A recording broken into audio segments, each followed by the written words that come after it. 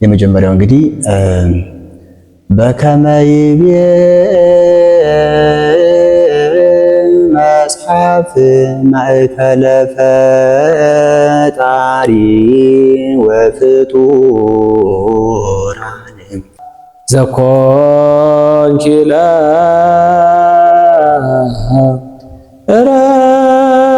ለዕረፍት ጽሕምርተ ኪዳን እመቤታችን የተቀበለችው መከራ በእኛ አንደበት የሚገለጽ አይደለም። የቀኑ ሐሩር አለ፣ የሌሊቱ ቁር አለ፣ መውጣት መውረድ አለ፣ ዳገቱ መውጣት አለ፣ ቁልቁለቱን መውረድ አለ፣ ረሃብ አለ፣ ጽም አለ። እንደውም ቅዱስ ራያቆስ አባታችን ራያቆስ አዘክሪ ድንግል ራበ ወጽማ ምንዳቤ ወሐዘነ ወኩሎ አጸባ ዘበጻኪ ምስሌሁ ድንግል ሆይ የተቀበልሽው መከራ ጽዋታው መከራ ሁሉ አሳስበሽም ዋጋቸውን አሰጭ ብሎ በክርስትና ስም የሚራቡትን የሚጠሙትን መከራ የሚቀበሉትን እመቤታችን አሳስባ ዋጋቸውን እንድታሰጥ ይማጸናና የእመቤታችን ግፍ ተነግሮ የማያልቅ ነውና ያ የእመቤታችን ግፍ መከራውን ማይሌተ ጽጌ ስንቆም ሰቆቃወ ድንግል ስንቆም ያንን ግፉን ነው ምስጋና አድርገን ለሷ የተቀበለችን መከራ መባ አድርገን አቅርበን ዋጋ የምንቀበልና ያንን ሲመለከት የናቱ መከራ የናቱ ሐዘን የተቀበለችው ጽዋታው መከራ ሁሉ የምስጋና ልቅሶ ሆነኝ ብሎ ያመሰገነ ማለት ነው። ይሄ ሆነ በዕለተ ዓርብ ነው። ግን ፍጻሜዋ የቤተ ክርስቲያን የመጨረሻ ደስታዋ ዕለተ ሰንበት እሑድ ነው። ምክንያቱም አምላካችን እግዚአብሔር ተሰቅሎ ዓርብ ቢያድነንም የቤተ ክርስቲያን ደስታ የሚሆን በሱ ትንሳኤ ነው። በዕለተ ዓርብ ብንድንም ክርስቶስ ወደ መቃብር የወረደበት ስለሆነ ደስታችን የቤተ ክርስቲያን ደስታ ዕለተ እሑድ ነው የሚረጋገጥና በስመ አብ ወወልድ ወመንፈስ ቅዱስ አሃዱ አምላክ። ውድ የልዑል እግዚአብሔር ቤተሰቦች እንደምን ሰነበታችሁ? በቀጠሯችን መሰረት የሁለተኛ ዓመት ሁለተኛ ሰንበት ማህሌተ ጽጌን ከየኔታ ጋር በወረቡና በትርጓሜው ቆይታን የምናደርግ ይሆናል። ቅድሚያ እኔ ቁም ዜማውን እልላችሁና ወደ የኔታ እንሄዳለን ማለት ነው። የመጀመሪያው እንግዲህ በከመይቤ መጽሐፍ ማእከለ ፈጣሪ ወፍጡራን ለዕረፍት ዘኮንኪ ትእምርተ ኪዳን ሰንበታት ማርያም ዕለተ ብርሃን ብኪ ይትፌስሑ ዘገነተ ጽጌ ጻድቃን ወብኪ ይወፅኡ ኃጥአን እምደ። እሺ የኔታ ይህን በከመይቤ የሚለውን እንግዲህ ወረቡን ያነሱልና ወደ ትርጓሜ እንዳለን ማለት ነው። በስመ አብ ወወልድ ወመንፈስ ቅዱስ አሐዱ አምላክ። እንደምን ሰነበታችሁ? አሜን። የአምላካችን የመድኃኒታችን ኢየሱስ ክርስቶስ ስሙ የተመሰገነ ይሁን።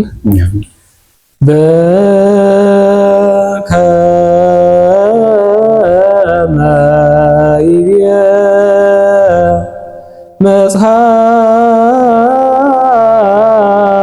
መጽሐፍ ማእከለ ፈጣሪ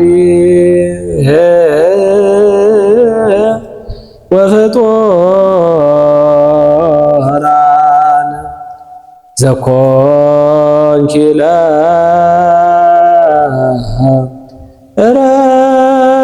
ለዕረፍት ጽሕምርተ ኪዳን በከመይቤ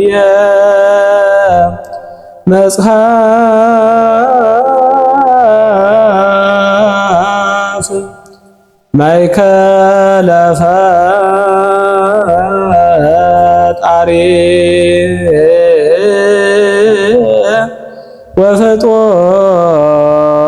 ወፍጡራን ዘኮንኪ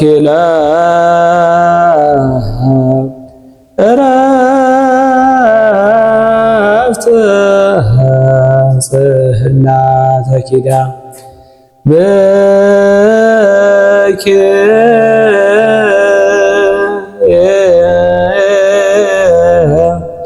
ይትፌሰሁ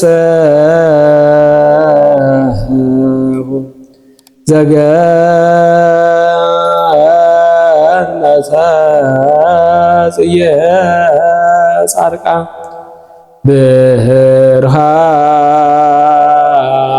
ብርሃን እህለተ ብርሃን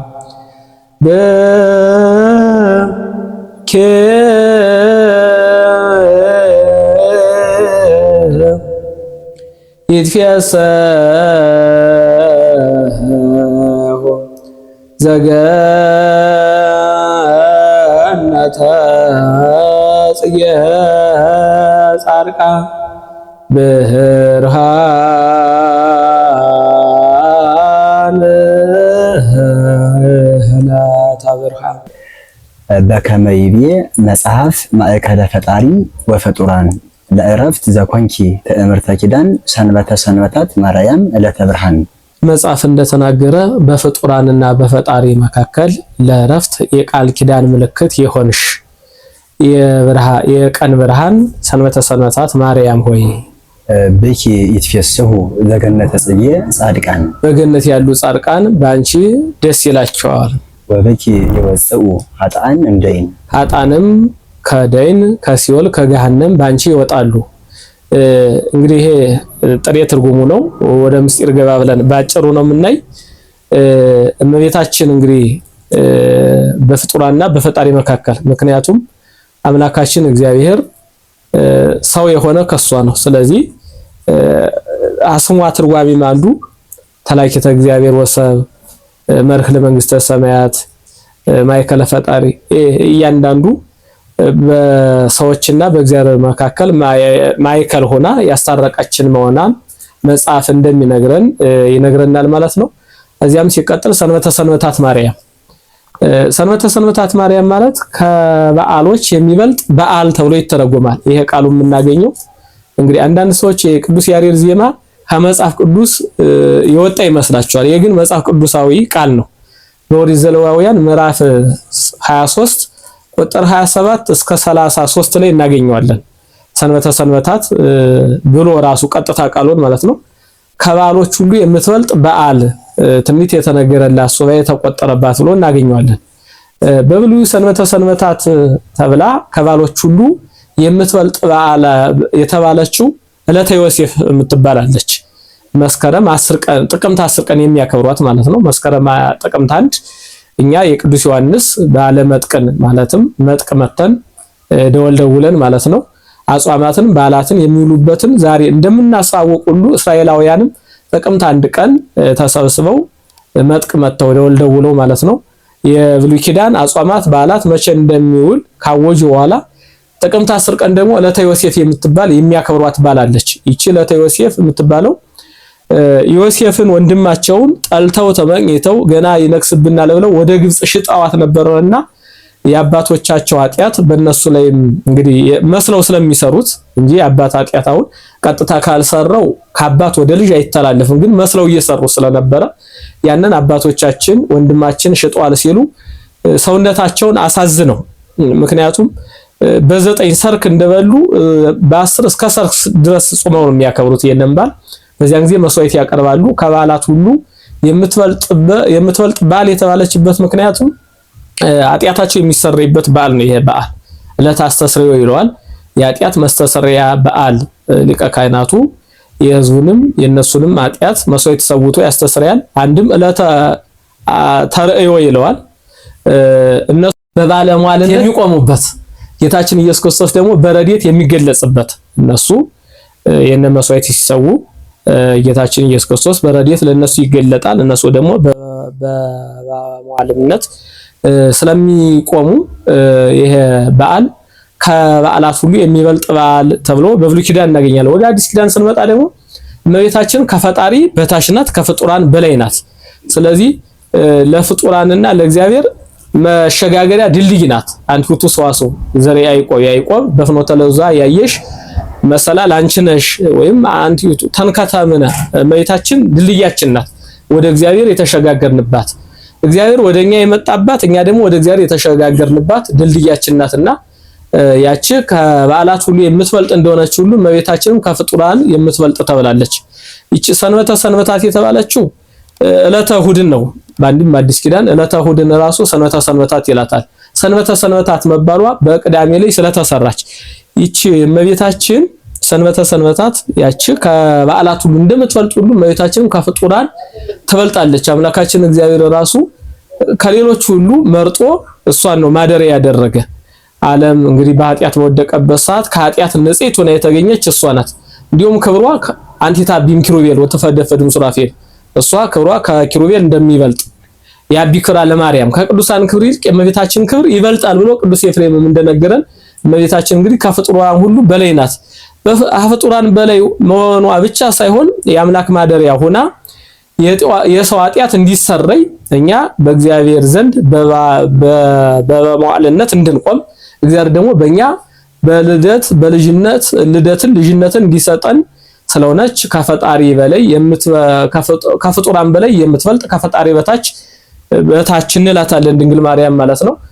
ዕለተ ብርሃን ዕለተ እሑድ ዕለተ ብርሃን ሌሎ የተባለችበት ምክንያት እንግዲህ የቤተ ክርስቲያን የመዳን ጉዞ በዕለተ ዓርብ ነው የተረጋገጠ። አምላካችን እግዚአብሔር በመስቀል ተሰቅሎ ስጋውን ቆርሶ ደሙን አፍሶ ሰባቱ መስተጻረራን የሚባሉትን ነፍስና ስጋ ሰውና እግዚአብሔር ሰውና መላእክትን ሕዝብና አሕዛብን አስታርቋል። ይሄ ሆነ በዕለተ ዓርብ ነው። ግን ፍጻሜዋ የቤተ ክርስቲያን የመጨረሻ ደስታዋ ዕለተ ሰንበት እሑድ ነው። ምክንያቱም አምላካችን እግዚአብሔር ተሰቅሎ ዓርብ ቢያድነንም የቤተ ክርስቲያን ደስታ የሚሆን በሱ ትንሣኤ ነው። በዕለተ ዓርብ ብንድንም ክርስቶስ ወደ መቃብር የወረደበት ስለሆነ ደስታችን የቤተ ክርስቲያን ደስታ ዕለተ እሑድ ነው የሚረጋገጥና የሁሉ ደስታ የተባለች ዕለተ እሑድ ናት። ይህች ዕለተ እሑድ አምላካችን እግዚአብሔር አስቀድሞም ተጸንሶባታል፣ እዚያም ተነስቶባታል። እመቤታችን ብስራቱን የሰማችን በዕለተ እሑድ ነው። ለሐዋርያት መንፈስ ቅዱስን የላከ በዕለተ እሑድ ነው። ዳግም ይህንን ዓለም ለማሳለፍ መልካም ለሰሩ ዋጋቸውን ክፉ ለሰሩ ፍዳቸውን ለመክፈል የሚመጣበት ዕለተ እሑድ ስለሆነ ከዕለታት ሁሉ የምትበልጥ የሚላት ዕለተ ሰንበት ዕለተ እሑድን ነው ማለት ነው። የአዲስ ኪዳን ዋን ሰንበት ምክንያቱም ሁሉ ዕለት ተአቢ ዕለተ ሰንበት ከዕለታት ሁሉ የሰንበት ዕለት ትበልጣለች። ወም ሁሉ ፍጥረት ይከብር ሰብ ነው። ከፍጥረት ሁሉ ደግሞ ሰው ይከብራል። ከዕለታት ሁሉ ዕለተ እሑድ ቅድም ባልነው መሰረት ትበልጣለች። ከፍጡራን ደግሞ ሰው ይበልጣል። ከሰው ደግሞ ከፈጣሪ በታች ከፍጡራን በላይ ሆና ከኛ ተሰውሮ የነበረውን ሁሉ ያስገኘች ለመዳን ምክንያት የሆነች እመቤታችን ስለሆነች ዕለተ ሰንበታት የሚሰኙ አስቀድሞ ዕለተ አስተስርዮ የነበረችው ዕለተ ዮሴፍ የምትባለው ናት። ሌላው እመቤታችን ናት። እዚያ የአዲስ ኪዳኑ አሁር ናት። በዚህ ውስጥ የምናመሰግነው ይሄ መጽሐፍ ቅዱሳዊ ቃል መሆኑን አውቀን እንዲህ ትርጉሙን አውቀን ማመስገን ይኖርብናል ማለት ነው። እሺ ተመልካቾቻችን እንቀጥላለን። በመቀጠል ደግሞ የምናገኘው እንዘ ተሐቅፍዮ የሚለው ነው። ያው በመጀመሪያው ሳምንት ትርጓሜውን አይተነዋል። አሁን ደግሞ ወረቡን ግን በሳምንት ያው ይለውጣልና ወረቡን አንስተውልን እንቀጥላለን ማለት ነው። መልካም እንግዲህ ተመልካቾችም ያላዩ ካሉ ከባለፈው ቪዲዮ ማየት ይችላሉ። በባለፈው እንዘ ተሐቅፍዮን ከበየወርቅን ባጭሩ ትርጓሜውን ስላየን በየሳምንቱ ደግሞ ወረቡ አዲስ ስለሆነ ወረቡን ብቻ ነው የምንል ማለት ነው። ከዚያ ወደሚቀጥለው እንሄዳለን። ለየረግበያ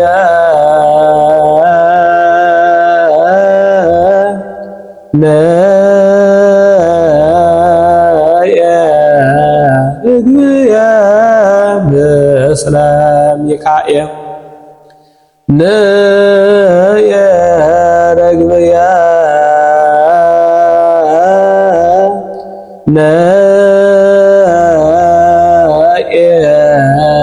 ረግበያ በሰላም ይቃየ ወነየ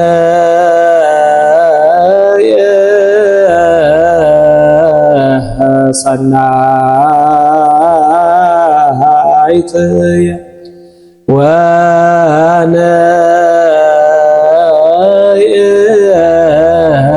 ሰናትየ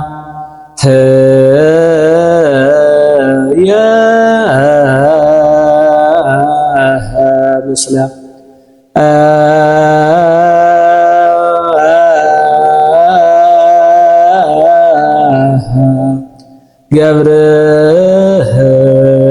ገብርኤል ፈሶ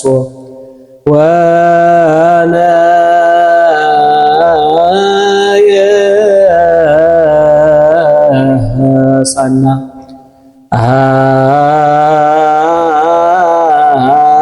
አይትየ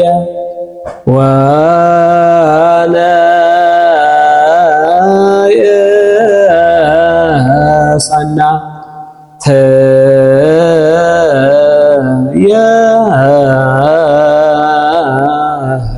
ምስለ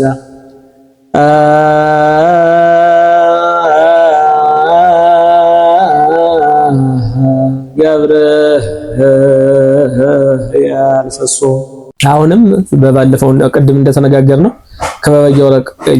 ከበበ ጌራ ወርቅንም በባለፈው ወረቡን ስላየ እንትኑ ትርጓሜውን ስላየን ወደ ወረቡ ነው የምንሄድ ማለት ነው። ከበበ ጌራ ወርቅ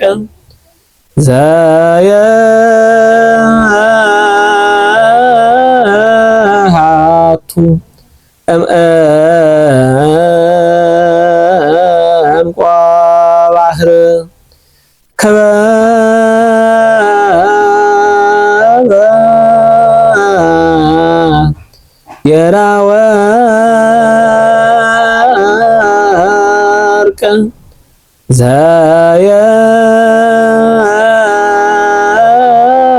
ዘየሃቱ እምዕንቋ ባህር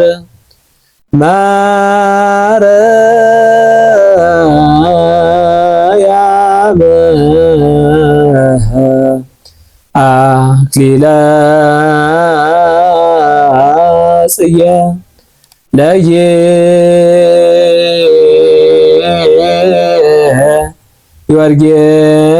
ለጊዮርጊስ ከጸላ መንግስቱ። እሺ በመቀጠል ደግሞ እንግዲህ የምናገኘው አንብርኒ ማርያም ውስተ ልብኪ ከመ ህድቃት ወከመ ማእ ተብጽርኒ በመዝራእትኪ ለእድ በእንተ ርእሳትየሰ ይትመንነኒ ንግሥት እስመ ወሃብኩ ንብረትየ ለፍቅርኪ ሞት ዛሰርገዎሙ ለሰማዕት በጽየው ሕይወት የሚል ነው። ይህንንም ወረቡን ያንሱልንና ወደ ትርጓሜ እናልፋለን ማለት ነው።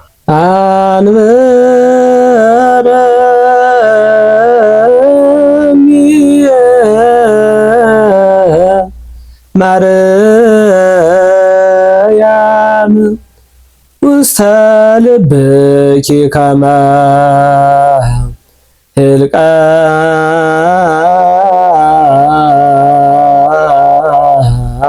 ህልቃት ወከመ ማይተ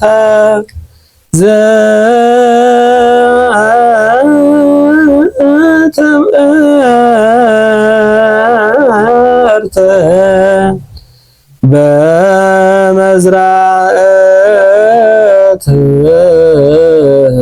በመዝራእትኪ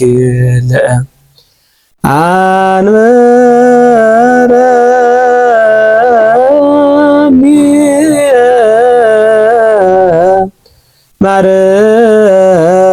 ማርያም ውስተ ልብኪ ከመ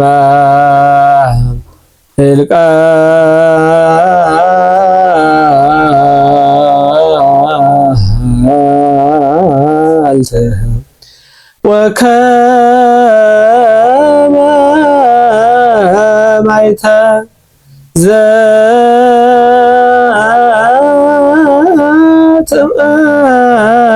ዘትምርተ በመዝራእትኪ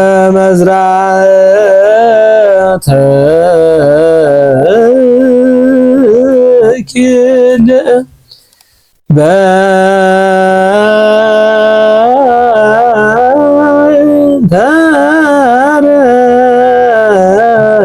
በንተረሳት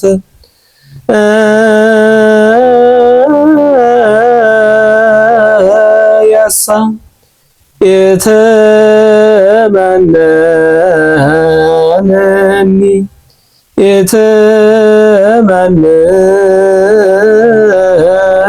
የተመነኒ ንግሥት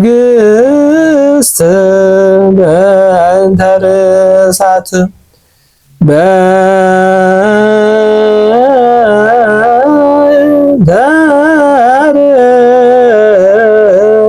በእንተርሳት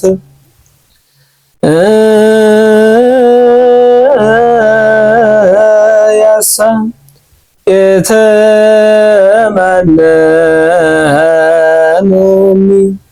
የተመነኒ ንግሥት በእንተርሳት። እሺ ወደ ትርጓሜው እንሄዳለን። አንብርኒ ማርያም ውስተ ልብኪ ከመ ህልቀት፣ እንግዲህ እንደ ቀለበት በልብሽ ያዥኝ። ወከመ ማዕተብ ጾርኒ በመዝራእትኪ ልዕልት፣ እንደ ማዕተብም ከፍ ባለ በክንድሽ ያዥኝ ሰሪኝ። በእንተ ርሥዓትየሰ ይትመንንኒ ንግሥት፣ ቅድስት ድንግል ማርያም ሆይ ስለ ኃጢአቴ አትናቂኝ። እስመ ወሀብኩ ንብረተየ ለፍቅርኪ ሞት ዘአሰርገዎሙ ለሰማዕት በጽጌሁ ሕይወት፣ ሰማዕታትን በአበባ ፍቅር ባስጌጣቸው ሞት ፍቅርሽ ለሞት ፍቅርሽ ሕይወቴን ሰጥቻለሁና ንግሥት ማርያም አትናቂኝ ማለት ነው። ይህ ማለት እንግዲህ እመቤታችን ቅድስት ድንግል ማርያምን በፍቅሯ እንግዲህ አስቀድመንም በባለፈው እንዳወራ ነው እመቤታችን የሰማዕታት እናት ትሰኛለች። ምክንያቱም ስደትን ባርካ ለሰማዕታት ሰጥታለች። ሰማዕትነት አንገትን በሰይፍ መሰየፍ ብቻ ሳይሆን መሰደድም ወደ ተለያየ በረሃ መሰደድ፣ መከራ መቀበል በክርስትና እንዳጠቃላይ እንደ ቤተክርስቲያን እንደ እግዚአብሔራዊውን ትምህርት በመጠበቅ የምንከፍለው ሁሉ ሰማዕትነት ይባላልና ስለዚህ የሰማዕታት እናት ትሰኛለች። ለምሳሌ በዚህ ውስጥ የምናየው ይሄ ዛሬ የሚባልበት ምክንያት ቀለሙ 7 ዓመት አንደዚ ነው የሚባል ብለናልና በዚህ ቀን ሐዋርያው ቅዱስ ቶማስ ዘመራስ ይታሰባል። 9 ስለሆነ ቀኑ ሌላው እስጢፋኖስ ሰማዕት ይታሰባል። ቀዳሜ ሰማዕት እስጢፋኖስ። ቀዳሜ ሰማዕት እስጢፋኖስ ስንል ምዕመናን ልብ ሊሉት የሚገባቸው ዲያቆን እስጢፋኖስ ከጌታችን ኢየሱስ ክርስቶስ ቀጥሎ ሰማዕትነት የተቀበለውን ሳይሆን የአንጾኪያ የመጀመሪያ ሰማዕት ነው። በአንጾኪያ ማለት በ296 በነበረው በዘመነ ዲዮቅልጥያኖስ እንደተነሳ አብያተ ክርስቲያናት ይዘጉ፣ አብያተ ጣዖታት ይከፈቱ የሚል አዋጅ አወጀ። ይሄ ደብዳቤው ሲነበብ ስለ ሃይማኖቱ ብሎ ማለት ነው እውነትን ለመመስከር ብሎ የንጉሱን ደብዳቤ የቀደደ ሰማዕት ነው እስጢፋኖስ የሚባለው። ይሄን በመስማቱ ንጉስ ዲዮቅልጥያኖስም እስጢፋኖስ ወደሱ እንዲመጣ አድርጎ ጠየቀው። አዎ እኔ ክርስቲያን ነኝ ብሎ ሃይማኖቱን መስክሮ እኔ የድንግል ማርያም ልጅ ነኝ፣ እኔ እግዚአብሔር ልጅ ነኝ ብሎ ሃይማኖቱን መሰከረ። ከዚያም በኋላ ይሄንን ቅዱስ እስጢፋኖስን አንገቱን እንዲሰየፍ አደረገ። አንገቱን ሰይፈው አንገቱ ራሱ የተሰየፈችው እንደ ዮሐንስ መጥምቅ ማለት ነው። አንገቱ ከተቆረጠች በኋላ ንጉሱን ዘልፈዋለች፣ ሰድባዋለች። የቅዱስ ዮሐንስ ራስ ንጉሱ እንደገሰጸች ማለት ነው። ይሄ አይገባም ልታደርግ አይገባም እንዳለች ይቺ የቅዱስ እስጢፋኖስ ራስም አብያተ ክርስቲያናት ሊዘጉ አይገባቸውም፣ ክርስቲያኖች ሊሳደዱ አይገባቸውም፣ እውነት ሊሰወር ሊደበቅ አይገባውም፣ እውነት እግዚአብሔር ነው ብሎ ስለ እውነት እግዚአብሔር እኔም እውነት የሆነ የእግዚአብሔር ነኝ እውነት ነኝ ብሎ ሃይማኖቱን በመመስከሩ ነው አንገቱን የተሰየፈና አንገቲቱ ራሱ ከተቆረጠች በኋላ ገሰጸችው ንጉሱን። በዚህ የተበሳጨ ንጉስ ወደ ምድር ቀበራት። ወደ ምድር ከተቀበረች በኋላ ራሱ ለ3 ቀን በምድር ውስጥና ተቀብራ መስቀሉ በምድር ሆኖ ይናገር እንደነበረው በምድር ውስጥና አሁንም ንጉሱን ተናገረችው። ስታዋረደው ምክንያቱም እሱ የሚደበቅ ነው። የክርስትና ሃይማኖት የሚሰወር አይደለም። አጉድጓድ በታች ደብቀን የምናስቀረው አይደለም። የትም ቦታ የምንደብቀው አይደለም። የክርስትና ሃይማኖት የተገለጸ ስለሆነ የተሰወረ አይደለምና እውነትን መደበቅ አይቻልም ብሎ መጀመሪያም እንደመሰከረ እውነት የያዘውን እስጢፋኖስን ራሱን ወደ ምድር ተቆፍሮ እንድትቀበር ቢያደርጋትም በምድር ውስጥ ሆና አሁንም እውነትን ተናገረች፣ ንጉሱንም ገሰጸች። ስለ ክርስትና ሃይማኖት ስታስተምር ስለ ኢየሱስ ክርስቶስ ሲነሳ ደግሞ ድንግል ማርያም ማንሳት ግድ ነው። ምክንያቱም ኢየሱስ ክርስቶስ ስንል ከመቤታችን ከስጋዋ ስጋ ከነፍሷ ነፍስ ሰው ነስቶ ሰው የሆነ አምላክ ማለት ስለሆነ ስለሱ በሱ አላፍርም፣ ስለሱ መሰክራለሁ፣ እርሱ ደግሞ ለክብር ያበቃኛል።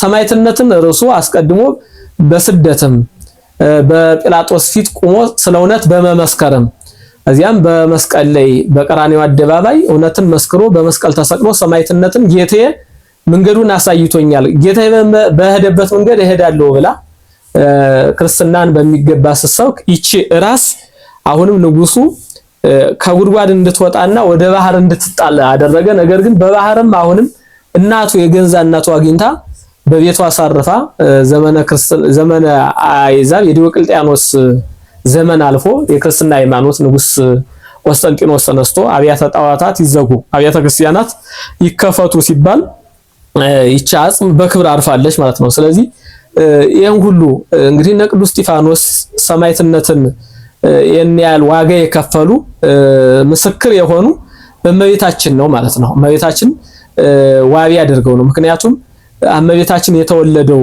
ክርስቶስ የተጋድሏቸውን ዋጋ ስለሚከፍላቸው ደማቸው በከንቱ ስለማይፈስ በራዕየ ዮሐንስ ላይ ደማችን የምትበቀል እስከመቼ ነው ብለው እንዲሁም በነፍስ ሕያዋን ስለሆኑ ሲካሰሱ ተጽፎ እናገኛለንና በዚህ ምድር የሞቱ ይመስሉ ሕያዋን ስለሆኑ ክርስትና ደግሞ የሞቱ ማሸነፍ ስለሆነ በእመቤታችን ፍቅር ነው ይሄን ሁሉ ያደረጉ። በልጇ በጌታችን በኢየሱስ ክርስቶስ ፍቅር ስለሆነ ይሄንን ያደረጉ በሞት ፍቅር ሕይወቴን ለሞት ፍቅር ራሴን ሕይወቴን እሰጣለሁ ብሎ እነ ቅዱስ እስጢፋኖስ መስክረዋል።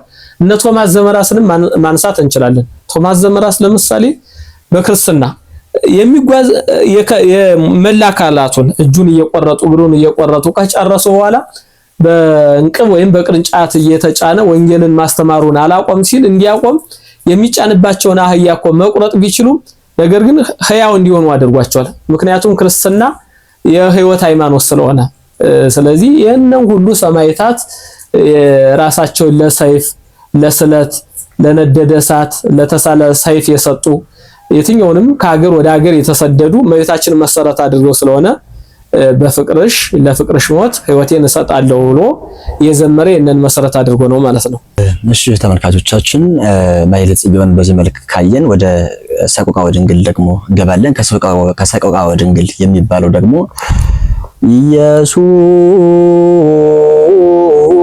ኢየሱስ ስዱድ ተስፋሆሙ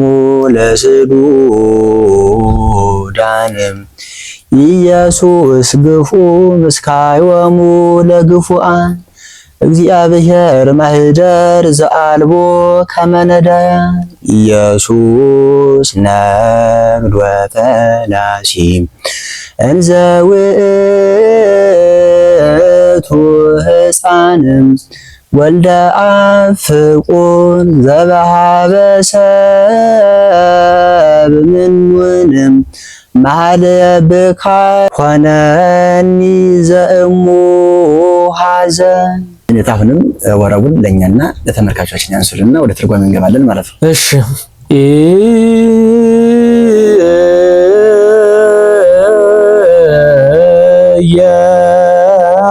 ኢየሱስ ስዱድ ተስፋሆሙ ለስዱዳ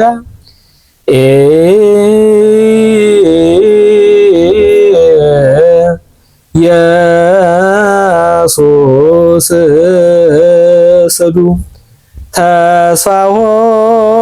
ተስፋሆሙ ለስዱዳ መሃልያብ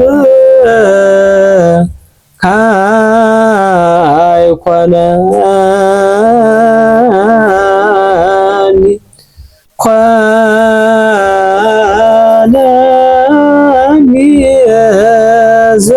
ዘሙሃዘ መሃለየ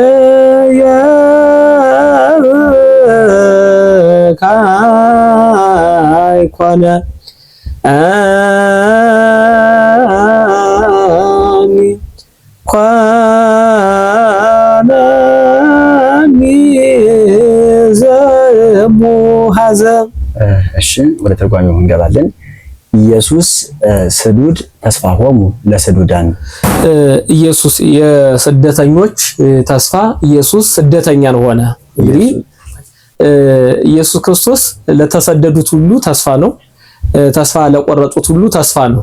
ነገር ግን አሁን ብዙ ሰው ተሰደደ ሲባል የሚጨንቀው አለና በለበሰው ስጋ እንደሆነ ማወቅ ይኖርብናል እንጂ በመለኮቱማ ከየት ወዴት ይሰደዳል? ምክንያቱም በሰማይም በምድርም ሙሉ ስለሆነ ሁሉን የፈጠረ እሱ ስለሆነ በመለኮቱ ስደት አይነገርለት። ግን በስጋ ባህሪ አዎ ተሰደደ እንላለንና በለበሰው ስጋ አሁን ከዚህ ሆኖ እኮ ሄሮድስ ሊገለው ሆኖ እንደተሰደደ ይታወቃልና እዚህ ሆኖ መዳን ይችል ነበር።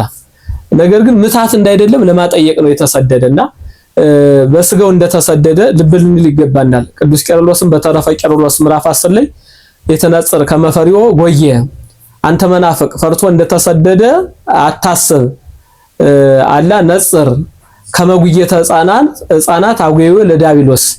የሕፃኑ ስደት የምዕመናንን ልቦና ለመጠበቅ ዲያብሎስን ለማሰደድ እንደተሰደደ አስብ እንጂ ተብሎ ተጽፏል። ስለዚህ በለበሰው ስጋ የስደተኞች ሁሉ መጠጊያ ማረፊያ ሲሆን ኢየሱስ ስደተኛን ተባልህ ማለት ነው። ኢየሱስ ግፉ ምስካዮሙ ለግፉአን። አሁንም የግፈኞች የተገፉት ሁሉ መጠጊያ ነው። ምስካይ ማለት መጠጊያ ማለት ነውና የነሱ መጠጊያ ሲሆን የተገፋን ሆኗል። በንጉሱ አማካይነት በሄደበት ሁሉ የእናቱ መከራም የሱ መከራ ስለሆነ እናቱ ልትለምን እሱ ምክንያቱም እንጀራውን የተሸከመች እናት የህይወት እንጀራን ተሸክማ ልትራበደችበት በነኮቲባ የደረሰባት ብዙ መከራ አለና ግን የግፈኞች መጠጊያ ሆኖ አንተ ኢየሱስ የተገፋ ሆንክ ማለት ነው። እግዚአብሔር ማህደር ዘአልቦ ከመነደያን። እግዚአብሔር እንግዲህ የሁሉ ማደሪያ ነው። እግዚአብሔር ማህደር ማለት እግዚአብሔር ቤት ማደሪያ ማለት ነው። ዓለም በሙሉ በእጁ የተያዘች ናት። አዚ ዓለም በራሁ አይደል? ዓለምን በመሃል እጁ የያዘ ሆኖ እያለ ዓለምን በመሃል እጁ ይዞ እያለ ቤት እንደሌላቸው እንደ ነዳያን ለግብጽ በግብጽ በረሃ በዮሳፍጥ በረሃ በናግራን በረሃ በሲያት በረሃ ወደ ሀገራችንም ካኩስም ሙሉ ኢትዮጵያን በረሃ ለበረሃ የሁሉ ማደሪያ ሆነህ እያለ አንተ ቤት እንደሌላቸው ሆንክ። ምክንያቱም ይሄ ሁሉ ሰው ከማደሪያው ከእግዚአብሔር ርቆ ስለነበረ ከማደሪያው ከቤቱ ከመንግስተ ሰማያት ከማደሪያው ከገነት ወጥቶ ስለነበረ ወደ ማደሪያው ወደ ገነት ወደ ማደሪያው ወደ መንግስተ ሰማያት ለመለስ ለካሳ ቤት እንደሌላቸው በረሃ ለበረሃ ዞርክ ማለት ነው። ሄድክ። ኢየሱስ ነግድ ወፈላሲ ዘውእቱ ሕፃን ሆኖ እያለ ፈላሲ ስደተኛ ኢየሱስ ክርስቶስ ተባለ። እንግዲህ አምላካችን እግዚአብሔር ገና እናታችን ድንግል ማርያምም እሷም ገና 15 ዓመት ብላቴና ሆና ልጇም የ2 ዓመት እንግዲህ አስቡት ስደት ምን ያህል አስከፊ እንደሆነ። አዚያም ደግሞ ከኢየሩሳሌም ወደ ግብጽ ከግብጽ እስከ ኢትዮጵያ ድረስ ማለት ነው የ2 ዓመት ሕፃን እዛ መሰደዷንና ገና ሕፃን እያለ በረሃ ለበረሃ መሰደዱን የሚገልጽ ነው። ወልደ አብ ፍቁር ዘበሰብ ምኑን በሰው ዘንድ የተናቀ በእግዚአብሔር አብ ዘንድ ግን የተወደደ። እንግዲህ ጌታችን ኢየሱስ ክርስቶስ ያ የባህሪ ልጁ ነው። በሰው ዘንድ ግን በለበሰው ስጋ የተናቀ ሆኗል። መስቀል ተሸክሞ ሲሄድ ሰዎች ክርስትና እንደሞኝነት የሚመስላቸው ይሄ ነው። ግን እኮ አሸንፎን የነበረውን ድል ነስቶን የነበረውን ዲያብሎስን ድል ለመንሳት እኛ ዝቅ ብለን ነበርና እኛን ከፍ ለማድረግ በእግዚአብሔር ዘንድ የተወደደ የባህሪ ልጅ የሆነ እሱ በሰው ዘንድ በዕለተ ዓርብ መስቀል ተሸክሞ የአይሁድን ሽሙጥ መስማቱን ምራቅ እንደተተፋበት በግብጽ በረሃም እንዳንቺ ያለ ሴት አመለክፎ ብትወይ ነው እንጂ እዚህ ሀቤተሽስ ከመጋረጃ ውስጥ ተወጭ ነበረ። ስለዚህ አመለክፎ ብትወይ ነው ብላ እግዚአብሔር የሁሉ ማደሪያ የሆነውን ገና ሕፃኑን በእግዚአብሔር ዘንድ የተወደደውን የባህሪ አምላክ የሆነውን ኮቲባ ወደ ምድር እንደጣለችው እናያለና ያንን ሲመለከት እንዲህ ይላል። ማህለ በካይ ኮነኒ ዘእሙ ሐዘን የእናቱ ሐዘን የምስጋና ልቅሶ ሆነኝ ማለት ነው። እመቤታችን ሊቁ ያደንቃል። እመቤታችን የተቀበለችው መከራ በእኛ አንደበት የሚገለጽ አይደለም። የቀኑ ሐሩር አለ፣ የሌሊቱ ቁራ አለ፣ መውጣት መውረድ አለ፣ ዳገቱ መውጣት አለ፣ ቁልቁለቱን መውረድ አለ፣ ረሃብ አለ፣ ጽም አለ። እንደውም ቅዱስ ራያቆስ አባታችን ራያቆስ አዘክሪ ድንግል ራበ ወጽማ ምንዳቤ ወሐዘነ ወኩሎ አጸባ ዘበጻኪ ምስሌሁ ድንግል ሆይ የተቀበልሽው መከራ ጽዋታው መከራ ሁሉ አሳስበሽም ዋጋቸውን አሰጭ ብሎ በክርስትና ስም የሚራቡትን የሚጠሙትን መከራ የሚቀበሉትን እመቤታችን አሳስፋ ዋጋቸውን እንድታሰጥ ይማጸናና የእመቤታችን ግፍ ተነግሮ የማያልቅ ነውና ያ የእመቤታችን ግፍ መከራ አሁን ማይሌተ ጽጌ ስንቆም ሰቆቃወ ድንግል ስንቆም ያንን ግፉን ነው ምስጋና አድርገን ለሷ የተቀበለችን መከራ መባ አድርገን አቅርበን ዋጋ የምንቀበልና ያንን ሲመለከት የእናቱ መከራ የእናቱ ሐዘን የተቀበለችው ጽዋታው መከራ ሁሉ የምስጋና ልቅሶ ሆነኝ ብሎ ያመሰገነ ማለት ነው። ለዛሬው በዚህ ቆየን። ባጭሩ ነው እናንተም እንዳሰለችሁ። በሚቀጥለው ሳምንት ደግሞ እንደዚህ እናያለን። የቤተክርስቲያናችን አገልግሎት እንግዲህ እንደሚታወቀው በግዕዝ ስለሆነ በተለይ ማህሌቱ ደግሞ ግዕዝ ስለሆነ ምን ማለት ነው ሊሆን ይችላል፣ ይሄ ምንድን ሊሆን ይችላል ትርጉሙ እያላችሁ ወደ ሌላ ሐሳብ ከምትሄዱ ትርጉሙን እንዲሰምታችሁ ኋላ በዜማውም በምስጢሩም ተመስጠን ቀራንዮስን የእመቤታችን ስደት ወደ ግብጽ ወደ ኢትዮጵያ የተቀበለችውን ረሃቡን፣ ጥሙን፣ በሾህ መወጋቷን ሁሉ መከራውን እያሰብን ማህሌተ ጽጌን ቁመን ዋጋ እንድናገኝ አምላካችን እግዚአብሔር ይርዳን። ከስደቷ በረከት ያሳትፈን። እሺ ተመልካቾቻችን እንግዲህ ለዛሬ የነበረን መርሃ ግብር በዚህ ፈጽመናል። አሁንም መርሃ ግብራችን እንዲሁ በሳምንት ይቀጥላል ማለት ነው። ማህሌተ ጽጌን እስከ ፍጻሜው በዚህ መልክ የምናይ ይሆናል ማለት ነው።